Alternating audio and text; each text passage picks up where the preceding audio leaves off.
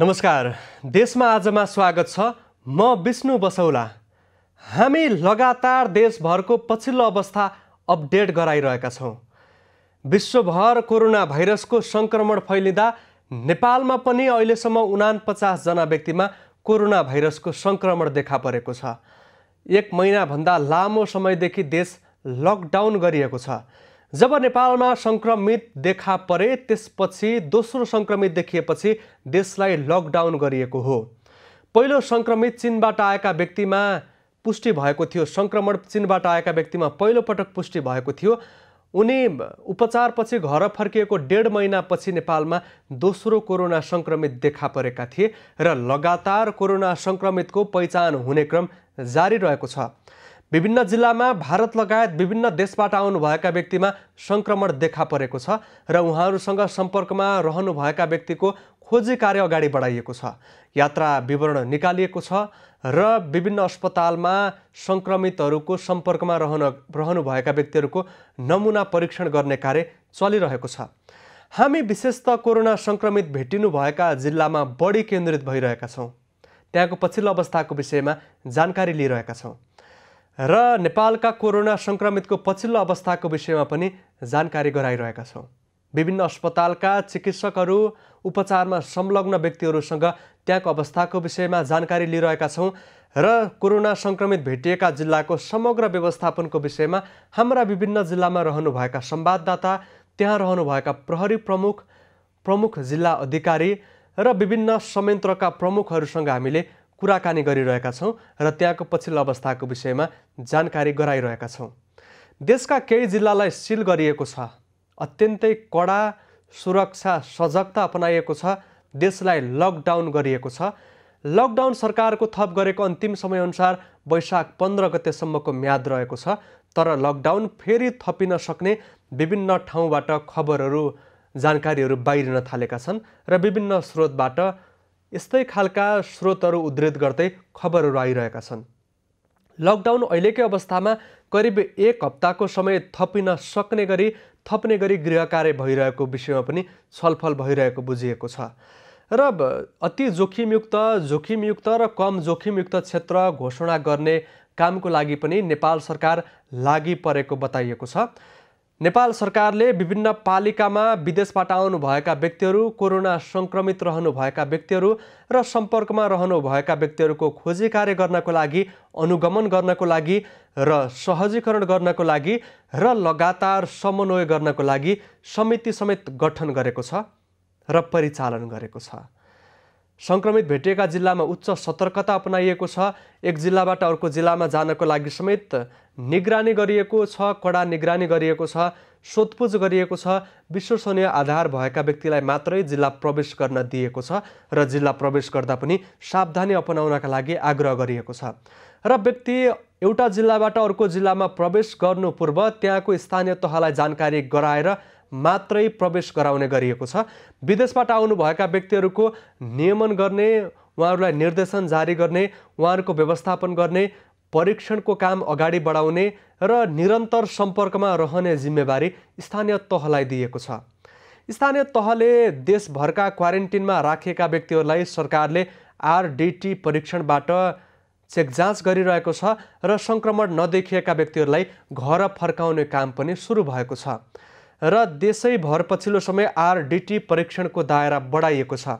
PCR परीक्षण पनि भइरहेको छ र विभिन्न जिल्लामा चेक जाँचको दायरा बढाइएको छ। सुरक्षा संयन्त्रले र स्थानीय जनस्वास्थ्यसँग सम्बन्ध विभिन्न संस्थाहरूले यसको काम गरिरहेका छन्।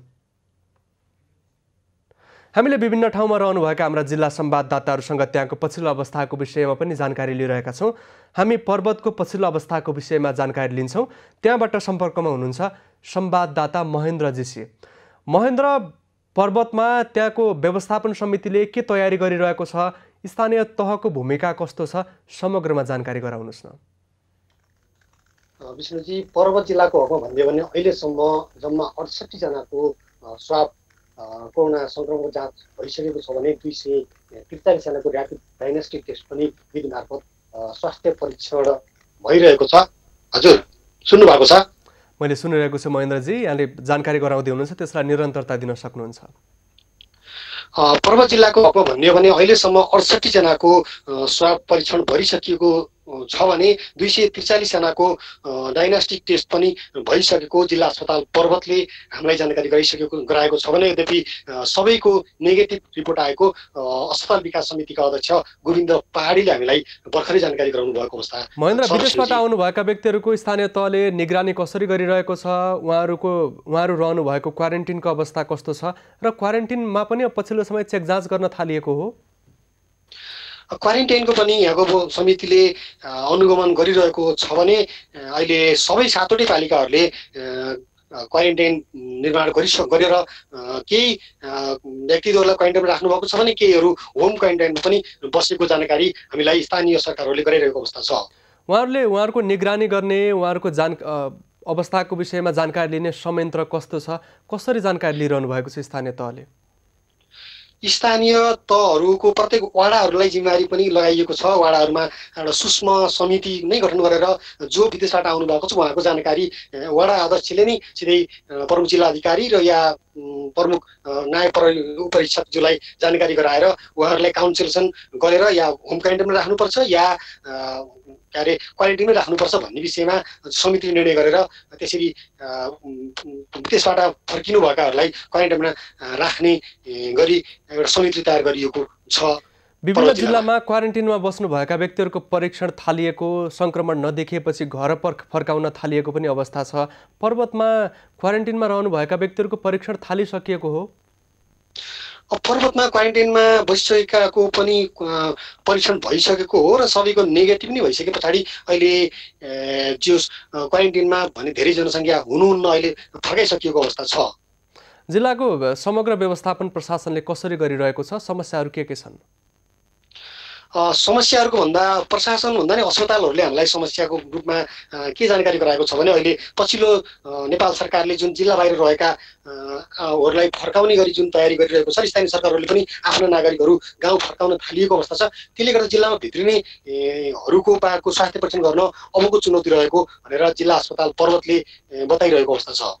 जिल्ला स्वास्थ्यसँग सम्बन्ध विभिन्न निकायहरूले के सचेत गराइरहेका छन्? कसरी सावधान हुनका लागि आग्रह गरिरहेका छन्? सावधानको लागि भनेर अब त्यो यही नै हो, के अरे सामाजिक दूरी कायम गर्ने र घरमै बस्ने, लकडाउनलाई पूर्ण रूपमा पालना गर्ने भन्ने नै गरी नै सचेतना जगाइएको अवस्था छ भने पर्वतको सन्दर्भमा अझ सदरमुकाम नै बढी मात्रामा जोखिम हो कि भन्ने खालको आभास यहाँको प्रहरी संयन्त्रले गरिरहेको अवस्था छ। अहिलेसम्म झन्डै 113 जनालाई नियन्त्रणमा लिएर सम्झाइ बुझाइ गरिएको, लकडाउनको अब लकडाउनको पालना नगरेको सम्बन्धमा नै सम्झाइ बुझाइ गरिएको भनेर स्थानीय तहको पहल, स्थानीय तहले गरेको व्यवस्था चाहिँ कतिको प्रभावकारी देखिएको छ पर्वतमा? स्थानीय तहहरूले प्रभावकारी नै गरिरहनु भएको भन्ने दाबी हामीहरूसँग गर्नुभएको छ भने अहिलेसम्म अब सबैजसो स्थानीय तहहरूमा नै क्वारेन्टाइनहरू निर्माण गरिएका छन् र सबै क्वारेन्टाइनहरूमा कहीँ नै जनसङ्ख्या भने अलिक कम नै बसेको छ, तर यसो होम क्वारेन्टाइनलाई बढी प्राथमिकता दिएको पर्वतका स्थानीय सरकारहरूले पाइएको छ। धन्यवाद महेन्द्र। उहाँ हुनुहुन्थ्यो महेन्द्र जीसी पर्वतबाट। त्यहाँको पछिल्लो अवस्थाको विषयमा हामीले जानकारी लिएका छौँ। विभिन्न जिल्लाबाट व्यक्तिहरू फर्कन थालेपछि, जिल्लाभित्र नथालेपछि जोखिम बढेको र सावधानी अपनाउनु पर्ने स्वास्थ्यसँग सम्बद्ध निकायहरूले बताइरहेका छन्। पर्वतमा कोरोना सङ्क्रमित देखिएको छैन, तर छिमेकी जिल्ला बागलुङमा सङ्क्रमितको सङ्ख्या देखिएपछि केही व्यक्तिहरू त्यहाँ त्रसित बन्नु भएको थियो। तर बागलुङका 2 जना व्यक्ति सङ्क्रमण मुक्त भएर फर्किएपछि र परिवारका सदस्यलाई र अन्य व्यक्तिलाई सङ्क्रमण नदेखिएपछि त्यहाँको अवस्था सामान्य बन्दै गएको छ। यद्यपि सजगता अपनाउनु पर्ने विषयमा भने सम्बद्ध निकायहरूले ध्यानाकर्षण गराइरहेका छन् र त्यहाँ होम क्वारेन्टिनलाई प्राथमिकता दिएको छ।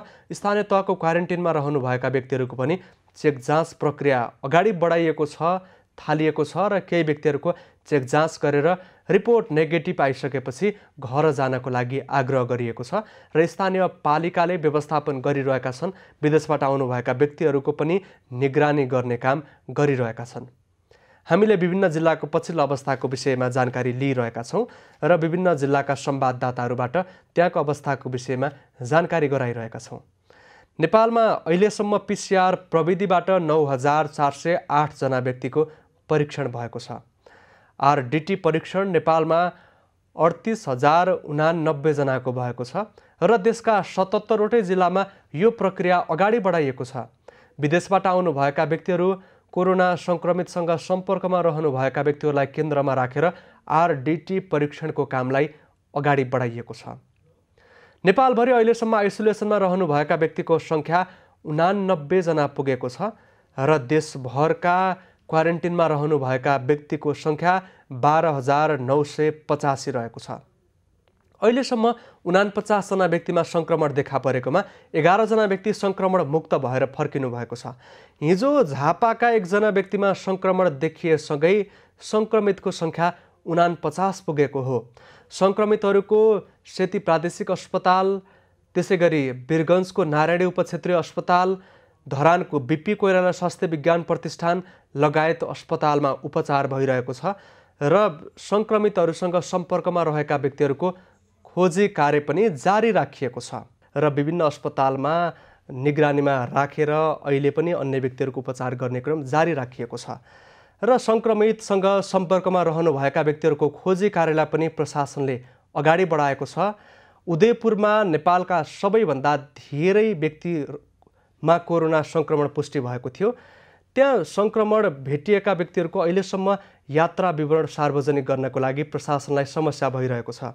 उहाँहरू नेपालका धेरै ठाउँमा जानुभएको, धेरै व्यक्तिहरूसँग सम्पर्कमा रहनुभएकाले उहाँहरूसँग सम्पर्कमा रहनुभएका व्यक्तिको पहिचान गर्नका लागि कठिनाइ भइरहेको छ। यद्यपि प्रशासनले प्रयास भने जारी राखेको छ र नेपालभित्र कोरोना सङ्क्रमित भेटिएका व्यक्तिको परिवारका सदस्यलाई चेक जाँच गर्दा पनि सङ्क्रमण भने पुष्टि भएको थिएन र नेपालभित्र फैलने क्रम द्रुत गतिमा नभएको स्वास्थ्यसँग सम्बद्ध निकायहरूले पनि बताइरहेका छन्। हामी देशभरको पछिल्लो अवस्थाको विषयमा जानकारी लिइरहेका छौँ। हामीसँग यति बेला मुगलिङबाट सम्पर्कमा हुनुहुन्छ संवाददाता विनोद श्रेष्ठ। विनोद, अब पछिल्लो समय पालिकाहरूले काठमाडौँ लगायत विभिन्न सहरबाट व्यक्तिहरूलाई घर फर्काउन थालेका छन्। मुगलिन अब पृथ्वी राजमार्गको मुख्य सडकमा यहाँ रहनु भएको छ।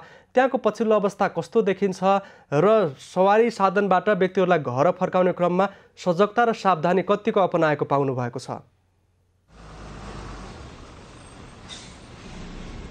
पक्कै पनि विष्णु, यो जुन पृथ्वी राजमार्गको मुख्य केन्द्रको रूपमा रहेको मुगलिङ बजार र यहाँ प्रवेश गर्ने जति पनि पैदल यात्रुहरू छ उनीहरूलाई यहाँ आइसकेपछि यहाँका गाउँपालिकाका अध्यक्ष, उपाध्यक्ष लगायतका टोलीहरूले चाहिँ उनीहरूलाई जुन ठाउँमा पुग्नुपर्ने हो त्यो ठाउँको गाडी समातेर त्यो गाडीमा चाहिँ हालेर पठाइएको छ। यसरी पठाइराख्दाखेरि भने स्वास्थ्यको नजरले, स्वास्थ्यको दृष्टिकोणले चाहिँ त्यो अलिकति जोखिमपूर्ण तरिकाले नै पठाइएको छ।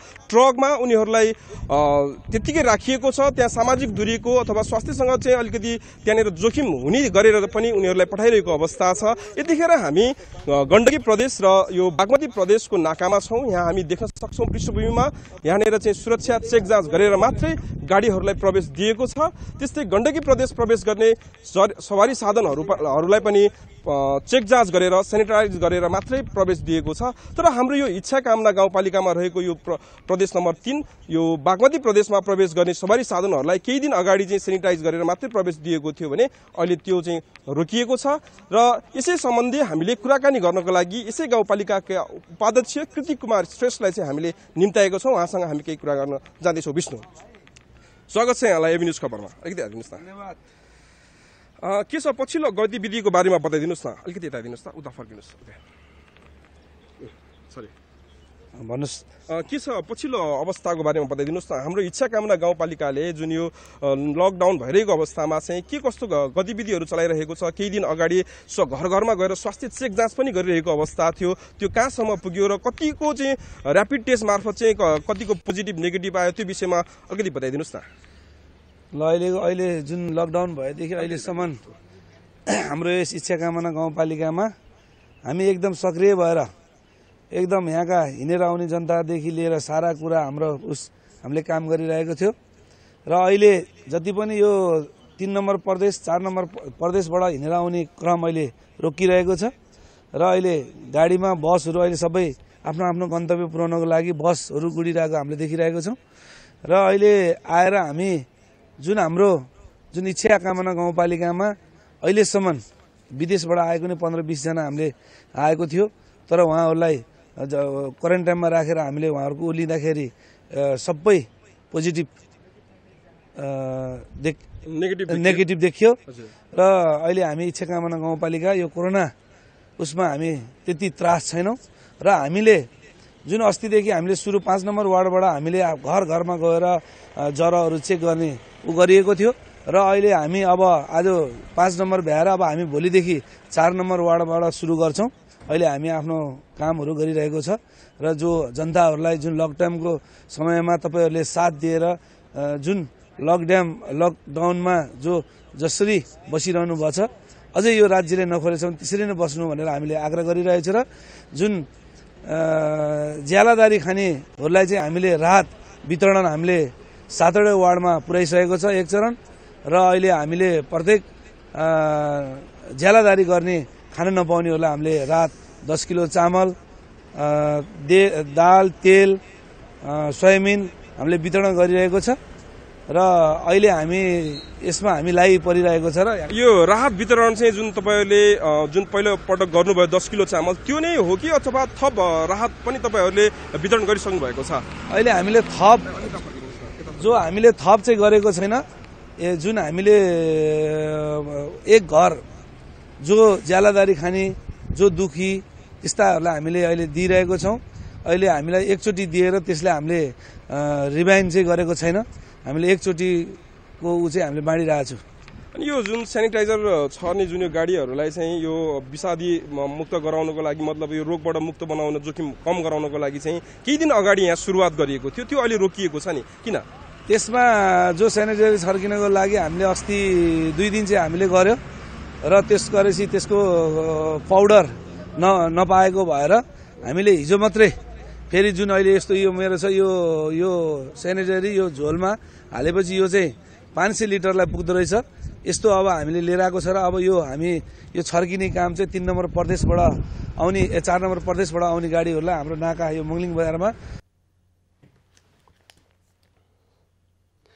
संवाददाता विनोद श्रेष्ठसँग मुगलिनको पछिल्लो अवस्थाको विषयमा जानकारी लियौं। प्राविधिक कारण उहाँसँगको सम्पर्क टुटेको छ। मुगलिन भएर पछिल्लो समय यात्रुवाहक सवारी साधन चलिरहेका छन् तर त्यहाँ सुरक्षा सावधानी नअपनाइएको त्यहाँबाट जानकारी प्राप्त भएको छ। सवारीभित्र कुनै पनि किसिमको सावधानी नअपनाइएको र एउटा प्रदेशबाट अर्को प्रदेशमा प्रवेश गर्नको लागि एउटा जिल्लाबाट अर्को जिल्लामा प्रवेश गर्ने सवारी साधनलाई पनि कडा नियमनका साथ प्रवेश गराउनका लागि नेपाल सरकारले आग्रह गरिरहँदा विभिन्न नाकामा भने त्यो अवस्था देखिएको छैन। केही दिन अगाडि बागमती प्रदेशबाट गण्डकी प्रदेशमा प्रवेश गर्ने ठाउँमा सेनिटाइज गर्ने स्थान बनाइएको भए पनि अहिले त्यो समेत प्रभावित भएको छ र रोकिएको छ। हामीले विभिन्न जिल्लाको अवस्थाको विषयमा जानकारी लिइरहेका छौं। हामी अब झापाको पछिल्लो अवस्थाको विषयमा जानकारी लिन्छौं। झापाबाट सम्पर्कमा हुनुहुन्छ संवाददाता सन्तोष नेउपाने। सन्तोष, झापामा पनि हिजो एकजना व्यक्तिमा कोरोना भाइरसको संक्रमण देखा पर्यो, त्यसपछि त्यस स्थानको अवस्था कस्तो छ, प्रशासनको भूमिका कस्तो छ र आज के भइरहेको छ, जानकारी गराउनुस्। विष्णु, झापाको दमक 3 निवासी 62 वर्षीय वृद्धमा चाहिँ कोरोना संक्रमण पुष्टि भएसँगै झापामा पनि एक किसिमको सर्वसाधारणमा त्रास उत्पन्न भएको छ। वृद्धमा कोरोना संक्रमण पुष्टि भएसँगै झापाको दमक स्थित उत्तरी क्षेत्रमा चाहिँ आज हिजै बेलुकादेखि प्रशासनले चाहिँ सिल गरेको छ।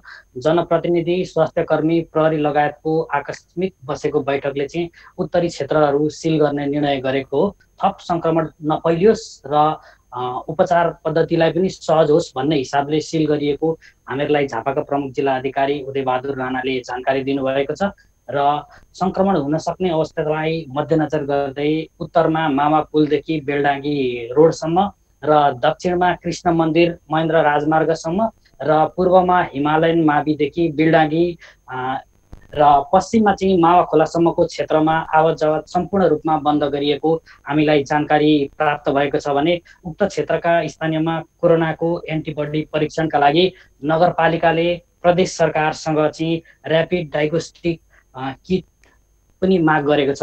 सन्तोष, अहिले झापामा आरडिटी परीक्षणको लागि किट अभाव भएको विषयले बताइरहँदा त्यो कहिलेसम्म ल्याएर परिपूर्ति गर्न सकिन्छ र सिल गरिएको ठाउँमा परीक्षणको क्रम चाहिँ कसरी अगाडि बढिरहेको छ, अगाडि बढेको छैन भने कसरी अगाडि बढाउने गरी तयारी भइरहेको छ?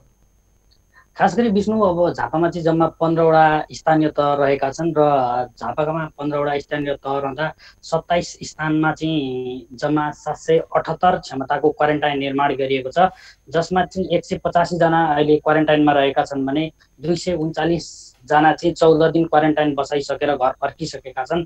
झापामा हालसम्म 1046 जना चाहिँ होम क्वारेन्टाइनमा रहेका छन् भने अब झापामा चाहिँ अब कोरोना संक्रमण हुन सक्ने अवस्थालाई मध्यनजर गर्नका लागि परीक्षण गर्ने जुन द्रुत गतिको किटको चाहिँ अभावै रहेको छ र प्रदेश सरकारसँग हामीहरूले माग गरेका छौँ चाँडै नै आउँछ भन्ने कुरा छ, तर यकिन यही दिन आउँछ भन्ने कुरा चाहिँ छैन।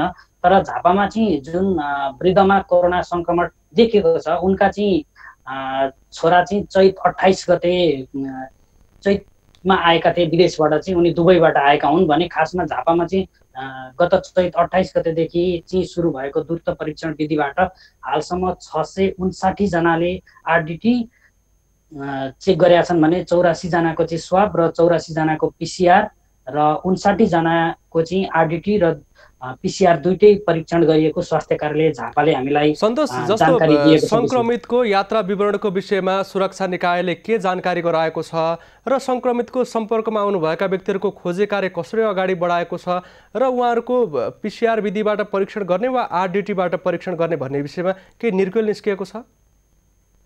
जस्तै खास गरी विष्णु अब ऊ चाहिँ दुबईबाट आएको र दुबईबाट आइसकेपछि चाहिँ उनको वृद्ध बुबामा चाहिँ कोरोना संक्रमण देखिएको छ र उनको घरमा चाहिँ केही दिन अगाडि मात्रै 12 दिन वृद्ध जुन संक्रमित वृद्धको चाहिँ सासु आमा खसेको कारणले गर्दाखेरि चाहिँ उनकी श्रीमती र उनकी दिदी पनि क्रिया बारेर चाहिँ सोही घरमा बसेको र सुनसरी लगायतका क्षेत्रबाट 35 देखि 40 जना आफन्त चाहिँ उहाँहरूलाई त्यो क्रिया बारेर बसेका ठाउँमा चाहिँ भेट्न आएको भन्ने कुरा हामीले जानकारी प्राप्त गरेका छौँ र प्रहरीले पनि अब उनीहरूसँग आएका मान्छे र उनीसँग सम्पर्क भएका व्यक्तिहरूलाई प्रशासनहरूसँगको रोगरमा चाहिँ खोजी कार्य तीव्र पालिएको र उनीहरूलाई चाहिँ परीक्षण गरिने हामीलाई जानकारी दिएको छ। विष्णु, धन्यवाद सन्तोष। उहाँ हुनुहुन्थ्यो संवाददाता सन्तोष नेउपाने झापाबाट त्यहाँको अवस्थाको विषयमा जानकारी गराउनुहुँदै। झापामा एकजना व्यक्तिमा कोरोना भाइरसको संक्रमण देखा परेपछि उहाँसँग सम्पर्कमा रहनुभएका व्यक्तिहरूको खोजी कार्य अगाडि बढाइएको छ र प्रशासनले उहाँहरूको परीक्षणको लागि पनि व्यवस्था मिलाउन छलफल अगाडि बढाएको छ। तर झापामा द्रुत परीक्षण गर्नका लागि किटान गरिएको आरडिटी किटको भने अभाव भएको छ र आरडिटी किट जिल्लाभित्र ल्याउनका लागि प्रदेश सरकारसँग समन्वय भइरहेको तर किट प्राप्त नभएको विषयमा त्यहाँको प्रशासनले जानकारी गराएको छ र हामीले त्यहाँको अवस्थाको विषयमा पनि जानकारी गरायौँ। हामीले विभिन्न जिल्लाको पछिल्लो अवस्थाको विषयमा जानकारी गराइरहेका छौँ। विभिन्न पालिकाका प्रमुखहरूसँग पनि त्यहाँको अवस्था र उहाँहरूले गर्नुभएको व्यवस्थापनको विषयमा जानकारी लिइरहेका छौँ र अहिले सङ्क्रमित भेटिएका क्षेत्रका पालिका प्रमुखहरूसँग पनि हामीले संवाद गर्ने क्रममा छौँ। हाम्रा जिल्ला संवाददाताहरूबाट उहाँहरूसँगको संवाद गरेर जानकारी गराइरहेका छौँ। काठमाडौँसहित विभिन्न ठुला शहरी क्षेत्रबाट अलपत्र परेका नागरिकलाई विभिन्न पालिकाले व्यवस्थापन गरेर घर फर्काउने काम अगाडि बढाए पनि सावधानी भने अपनाइएको छैन, व्यवस्थापन प्रभावकारी गरिएको छैन र उहाँहरूलाई जिल्लाभित्र प्रवेश गर्दा सामान्य खालको सावधानी पनि नअपनाई जिल्लाभित्र ल्याएर सरसर्ती घर पठाउँदा त्यहाँ बसिरहनु भएका व्यक्तिहरूमा भने त्रास बढेको बताइरहनु भएको छ र काठमाडौँबाट पनि केही दिनदेखि घर फर्कनेहरूको भिड लाग्ने गरेको छ। विभिन्न ठाउँमा कलङ्की, कोटेश्वर सहितका ठाउँहरूमा व्यक्तिहरू घर जानको लागि झोला बोकेर लामबद्ध तरिकाले बसिरहनु भएको दृश्य देख्न सकिन्छ। त्यहाँ पनि कुनै किसिमको सावधानी अपनाइएको छैन, सामाजिक दूरी कायम गरिएको छैन, व्यक्तिको न्यूनतम तापक्रम नापिएको छैन र मास्क समेत प्रयोग नगर्नुभएका व्यक्तिहरू लामबद्ध रूपमा बसिरहनु भएको छ। सुरक्षा निकायलाई व्यवस्थापन गर्नका लागि जिम्मेवारी दिएको छ तर सुरक्षा निकायको भूमिका पनि राजधानीभित्र नै प्रभावकारी देखिएको छैन। हामीले विभिन्न पालिकाका प्रमुखहरूसँग पनि पछिल्लो अवस्थाको विषयमा जानकारी लिइरहेका छौँ। हामीसँग यति बेला कालीकोटको सन्नी त्रिवेणी गाउँपालिकाका अध्यक्ष डम्बर बहादुर शाही सम्पर्कमा रहनु भएको छ। यहाँलाई स्वागत छ। नमस्कार, धन्यवाद। अब विभिन्न गाउँपालिकाहरूले विभिन्न पालिकाहरूले आफ्नो जिल्लामा बसोबास भएर विभिन्न ठाउँमा अलपत्र पर्नुभएका व्यक्तिहरूलाई घर फर्काउने क्रम सुरु गरेका छन्। यहाँहरूले पनि त्यो काम थाल्नु भएको रहेछ र व्यक्तिहरूलाई जिल्लाभित्र आउँदाखेरि कस्ता कस्ता किसिमका सावधानी अपनाउन आग्रह गर्नुभएको छ, उहाँको अवस्थाको विषयमा के जानकारी छ? योभन्दा पहिला हामीले देशभन्दा बाहिर जाने, विशेष गरेर प्रवासमा काम गर्ने, भारतमा काम गर्ने गरेर आएको नागरिकलाई सानी त्रिवेणीमा आउनुहुने र अन्य मुलुकबाट आएका नागरिकलाई हामीले क्वारेन्टाइनमा राखेर उहाँहरूलाई उहाँको परीक्षण गरेर, स्वास्थ्य परीक्षण गरेर हामीले उहाँलाई घरमा पठाएका थियौँ। अहिले पछिल्लो चरणमा सानी त्रिवेणी गाउँपालिकाबाट खास गरेर विदेशमा 775 जना विदेशमा हुनुहुन्छ र यता सानी त्रिवेणी गाउँपालिकाबाट 1148 जना जिल्लाभन्दा गाउँपालिकाभन्दा बाहिर हुनुहुन्छ। उहाँहरूलाई हामीले हाम्रो गाउँपालिकामा आउनको लागि विभिन्न काममा मजदुरी काम गर्न जानुभएको मजदुर, विद्यार्थी अन्य के अरे औषधि गर्न जानुहुने उहाँहरूलाई के भन्दाखेरि समस्या परेको नागरिकलाई उद्धार गर्नको लागि हामीले काठमाडौँ, नेपालगञ्ज, सुर्खेत तिनी ठाउँहरूबाट हामीले उद्धार कार्य अगाडि बढाएका छौँ। सुर्खेतबाट आइसक्नु भएको छ, नेपालगञ्जबाट आइसक्नु भएको छ, काठमाडौँबाट आजै आउँदै हुनुहुन्छ। र अहिलेसम्म कति जति व्यक्ति जिल्लाभित्र प्रवेश गरिसक्नु भएको छ र उहाँहरूको व्यवस्थापनको लागि गाउँपालिकाले के गरिरहेको छ, कस्तो भूमिका देखिएको छ गाउँपालिकाले र उहाँहरूको व्यवस्थापन र उहाँहरूलाई सावधान रहनका लागि के भनिएको छ? उहाँहरूलाई खास गरेर सावधानीको लागि त्यत्रो 500-600 जना हाम्रो गाउँपालिकामा भिड्तिँदै हुनुहुन्छ। उहाँहरूलाई हामीले होम क्वारेन्टाइनमा घरमा बसेर नै आफै नै उहाँहरूले सुरक्षित ढङ्गले बस्ने र उहाँहरूको त्यो घरबाट अर्को घरमा नजाने र हामीले अहिले जिल्लाबाट बाहिरबाट आउनुहुने, बाहिर गाउँपालिकाभन्दा बाहिरबाट आउने, अन्यत्र जिल्लाबाट आउने घरहरूमा जुन घरमा आउनुभएको छ त्यो घरमा हामीले सङ्केत राख्ने र त्यो सङ्केत राखिसकेपछि त्यो घरमा अन्य अरू घरका मान्छेहरू नजाने, अरू नागरिक नजाने, त्यो घरबाट उहाँहरूलाई अर्को घरमा नजाने तरिकाले हामीले त्यो ढङ्गले तयारी गरेका छौँ। त्यसको लागि हामीले हाम्रो वडा कार्यालय, स्वास्थ्य शाखा सबैले त्यो ढङ्गले परिचालन गरेका छौँ। खास गरेर बाहिरबाट आएको नागरिकको घर जुन घर छ त्यो घरमै नै के भन्दा त्यसलाई नै क्वारेन्टाइनको रूपमा त्यसलाई सदुपयोग गर्ने र उहाँलाई त्यो ढङ्गको के भन्दाखेरि हामीले त्यो ढङ्गले तयारी गरिराखेका छौँ। अब व्यक्तिहरू भित्रिनु भएको छ, चिन्ह राखेर उहाँहरूलाई सावधान रहनका लागि र निगरानी गर्नको लागि आग्रह त गर्नुभएको छ। अब उहाँहरू घरभित्रै रहँदाखेरि उहाँहरूलाई अत्यावश्यक आवश्यकताहरू पुरा गर्नुपर्ने होला, उहाँहरूको व्यवस्थापन गर्नुपर्ने होला। गाउँपालिका सक्षम छ? गाउँपालिकाको तयारी चाहिँ के छ? यसको लागि हामीले हाम्रो पहिलो चरणमा यहाँको खाना नपुग्ने, मजदुरी गरेर खाने, त्यसपछि अपाङ्ग अनि एकल महिला, एकल पुरुष उहाँहरूलाई राहतको लागि हामीले वडा कार्यालयबाट राहतहरू पहिलो चरणमा हामीले वितरण गऱ्यौँ र बाँकी अब उहाँहरू जो बाहिरबाट आउनु भएको छ उहाँहरूको अवस्था हेरेर उहाँहरूको त्यो खालको के भन्दाखेरि खानाको लागि, उहाँहरूलाई बस्नुको लागि त्यो ढङ्गले समस्या परेको खण्डमा गाउँपालिकाले उहाँहरूलाई के भन्दा व्यवस्थापन गर्ने तरिका हामी अगाडि बढेका छौँ र व्यवस्थापन गर्नको लागि पनि हामीलाई बाहिरबाट खाद्यान्न ढुवानी गर्नको लागि, अन्य खाद्यान्न वस्तु गर्नको लागि समस्या पर्ने भएकोले गर्दाखेरि हामीले हाम्रो गाउँपालिकामा उत्पादन हुने हामीसँग उत्पादन भएको छ त्यो वस्तुलाई हामीले खरिद गरेर त्यसलाई के भन्दाखेरि वितरण गर्ने र त्यसको समस्या समाधान गर्ने तरिकाले हामी अगाडि बढेका छौँ। हुन्छ, धन्यवाद दिन चाहन्छु। उहाँ हुनुहुन्थ्यो कालीकोटको सानी त्रिवेणी गाउँपालिकाका अध्यक्ष डम्बर बहादुर शाही। त्यहाँ 750 भन्दा बढी व्यक्ति विभिन्न जिल्लाबाट केही दिन अगाडि मात्रै स्थानीय तहभित्र प्रवेश गर्नुभएको छ। उहाँहरूलाई होम क्वारेन्टिनमा बस्नको लागि गाउँपालिकाले आग्रह गरेको छ र त्यहाँ नयाँ खालको विधि पनि अपनाइएको जानकारी प्राप्त भयो। जुन घरमा बाहिरी जिल्लाबाट व्यक्तिहरू आउनुभएको छ त्यो घरमा सङ्केत चिन्ह राखिएको छ र त्यो घरमा अन्य घरका व्यक्तिहरूलाई नजानका लागि आग्रह गरिएको छ। वडा तहका व्यक्तिहरूलाई त्यहाँ नियमित रूपमा निगरानी गर्नका लागि आग्रह गरिएको छ र उहाँहरूलाई अत्यावश्यक आवश्यकता परिपूर्ति गर्नका लागि गाउँपालिकाले तयारी गरेको जानकारी प्राप्त भएको छ। कालीकोटमा अत्यावश्यक सामान ढुवानी गर्नका लागि कठिनाई भइरहँदा जिल्लाभित्रका उत्पादनलाई अधिकतम रूपमा प्रयोग गर्नको लागि र उत्पादनलाई वृद्धि गर्नको लागि पनि स्थानीय तहहरूले एक तह र अर्को तहको बीचमा समन्वय गरिरहेको र जिल्लाभित्रको उत्पादनलाई अधिकतम प्रयोग गर्नका लागि उहाँहरू व्यवस्थापनमा जुटिरहनु भएको जानकारी प्राप्त भयो।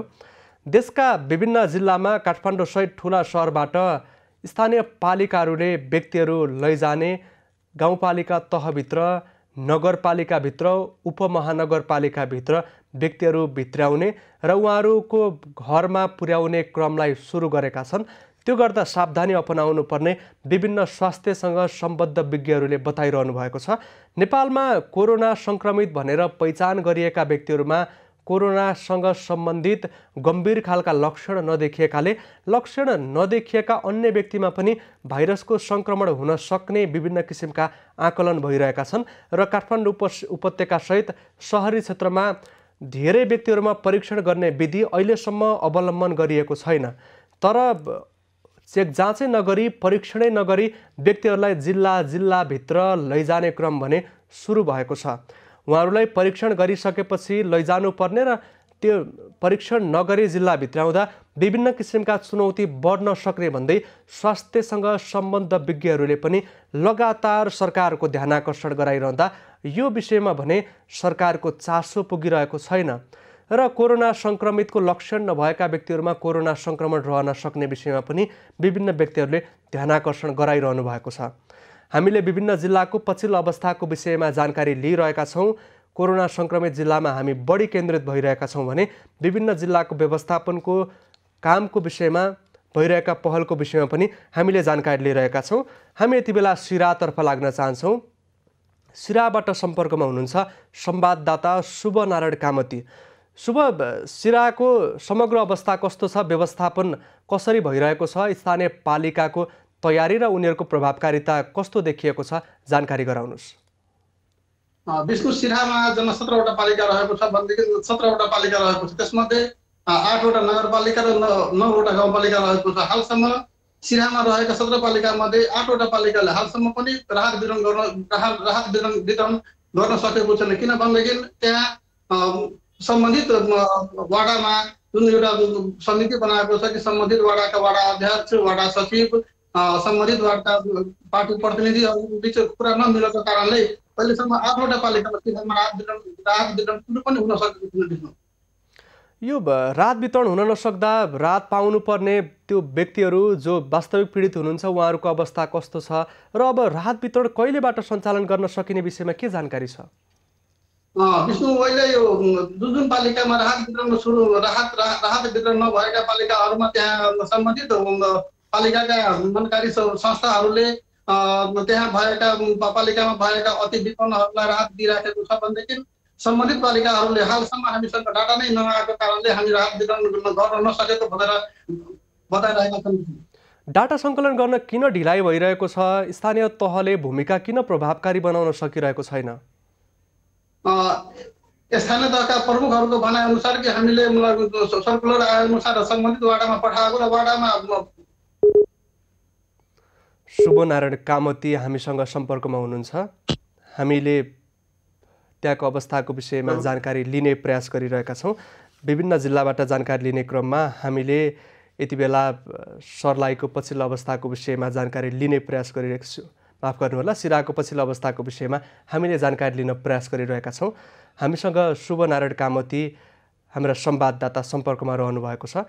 त्यहाँका विभिन्न पालिकाहरूले अहिलेसम्म राहत वितरण गर्न सकिरहेका छैनन्। सिरामा वास्तविक पीडितहरू जो न्यून आर्थिक हैसियत भएका व्यक्ति रहनु भएको छ, अत्यावश्यक आवश्यकता परिपूर्ति गर्नका लागि कठिनाइ भएको छ। उहाँहरूले राहत पाउनका लागि लगातार ताकेता गरिरहँदा पनि स्थानीय प्रशासनले भने व्यवस्थापन गर्न सकिरहेको छैन। हामीसँग फेरि पनि सिराबाट सम्पर्कमा हुनुहुन्छ संवाददाता, उहाँसँग पछिल्लो अवस्थाको विषयमा हामी जानकारी लिने प्रयास गरिरहेका छौँ। शुभ नारायण, यहाँले जानकारी गराउँदै हुनुहुन्थ्यो स्थानीय तहले अहिलेसम्म त्यहाँका तथ्याङ्क समेत सङ्कलन गरिरहेका छैनन्। तथ्याङ्क सङ्कलन गर्न पालिकाले किन ढिलाइ गरिरहेका छन् र पालिकाको यो हदसम्मको निष्क्रियता देखिनुलाई त्यहाँका नागरिकले कसरी लिएका छन्? विष्णु, सम्बन्धित मतलब गाउँपालिकाका प्रमुख, नगरपालिकाका प्रमुखहरूको भनाइअनुसार कि हामीले सर्कुलर वडाहरूमा पठाइसकेको र त्यहाँका वडा अध्यक्षहरूले त्यो समयको डाटा दिन नसकेको कारणले हामीले राहत वितरणमा ढिलाइ गरेको भनेर बताएका छन्। अब राहत वितरणको कामलाई प्रभावकारी बनाउनु पर्ने आवश्यकता त देखियो नै। अब साथसाथै जिल्लाभित्र विदेशबाट आउनुभएका व्यक्तिहरूको ती स्थानीय तहले कसरी निगरानी गरिरहेका छन् र परीक्षणको काम चाहिँ कसरी अगाडि बढेको छ, अन्तिममा संक्षेपमा जानकारी गराउनुहोस्। समग्र रूपमा भन्नुपर्दाखेरि सिराहामा रहेका पालिकाहरूमा 17वटै पालिकामा क्वारेन्टाइनको व्यवस्था गरिएको छ। त्यसमध्ये मतलब कि प्रत्येक पालिकाले आफ्नो छुट्टै मतलब कि बाहिरबाट आएका मान्छेहरूलाई क्वारेन्टाइन राखेको छ। चेक जाँचको काम चाहिँ कसरी अगाडि बढेको छ? मतलब कि प्रत्येक पालिकाहरूले क्वारेन्टाइनमा राखेका मान्छेहरूलाई आरटिपी मतलब PCR मार्फत जाँच। हुन्छ, धन्यवाद शुभनारायण। उहाँ हुनुहुन्थ्यो सिराहाबाट संवाददाता शुभनारायण कामती। त्यहाँको पछिल्लो अवस्थाको विषयमा हामीले जानकारी लियौँ। त्यहाँका पालिकाहरूले अहिलेसम्म राहत वितरण गर्न सकेका छैनन्। न्यून आर्थिक हैसियत भएका व्यक्तिहरूको दैनिकी अत्यन्तै कष्टकर बनेको छ। तर पनि तथ्याङ्क सङ्कलन गर्न समेत त्यहाँका स्थानीय तहले ढिलाइ गरिरहेका छन्। देशभरिको अवस्थाको विषयमा हामीले जानकारी गरायौँ। यो क्रम आजलाई सकिएको छ। खबरभित्रको खबरका लागि हेर्दै रहनुहोला एभी न्युज खबर। नमस्कार।